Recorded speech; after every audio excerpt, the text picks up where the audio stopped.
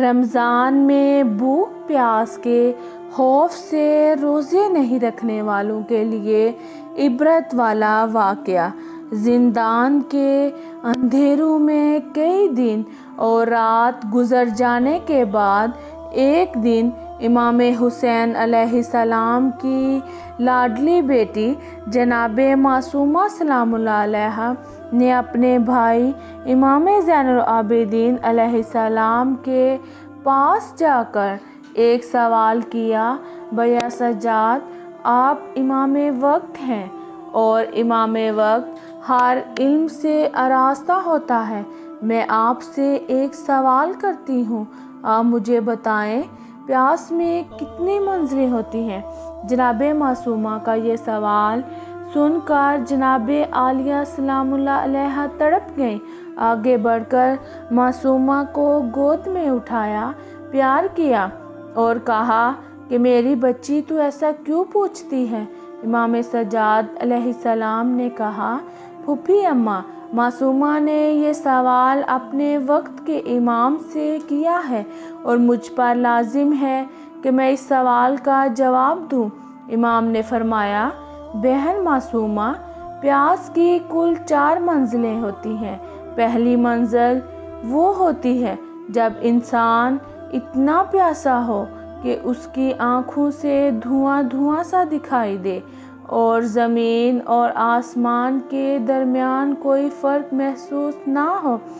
جناب معصومہ، جی ہاں، میں نے اپنے بھائی قاسم کو بابا سے کہتے سنا تھا، چچا جان، میں اتنا پیاسا ہوں کہ مجھے زمین سے آسمان تک صرف دھواں سا دکھائی دیتا ہے۔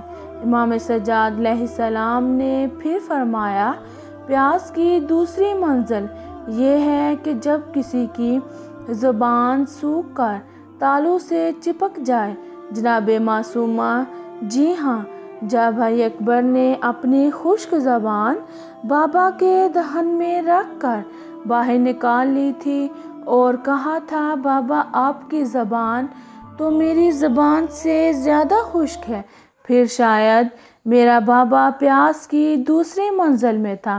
امام سجاد علیہ السلام نے پھر فرمایا، پیاس کی تیسری منزل وہ ہے جب کسی مچھلی کو پانی سے باہر نکال کر ریت پر ڈال دیا جاتا ہے اور وہ مچھلی کچھ دیر تڑپنے کے بعد بالکل ساکت سی ہو کر اپنا منہ بار بار کھولتی اور بند کرتی ہے۔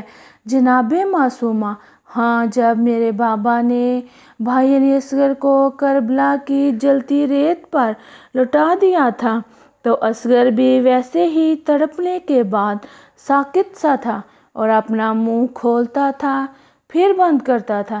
شاید میرا بھائی اس وقت پیاس کی تیسری منزل میں تھا۔ امام سجاد علیہ السلام نے فرمایا، پیاس کی چوتھی اور آخری منزل وہ ہے جب انسان کے جسم کی نمی بالکل ختم ہو جاتی ہے اور اس کا گوشت ہڈیوں کو چھوڑ دیتا ہے، پھر انسان کی موت ہو جاتی ہے۔ اتنا سن کر جناب معصومہ علیہ السلام نے اپنے ہاتھوں کو امام سجاد علیہ السلام کے آگے کیا اور کہا، بھائی سجاد، میں شاید پیاس کی آخری منزل میں ہوں۔ دیکھو، میرے جسم کے گوشت نے ہڈیوں کا ساتھ چھوڑ دیا ہے اور میں عنقریب اپنے بابا کے پاس جانے والی ہوں۔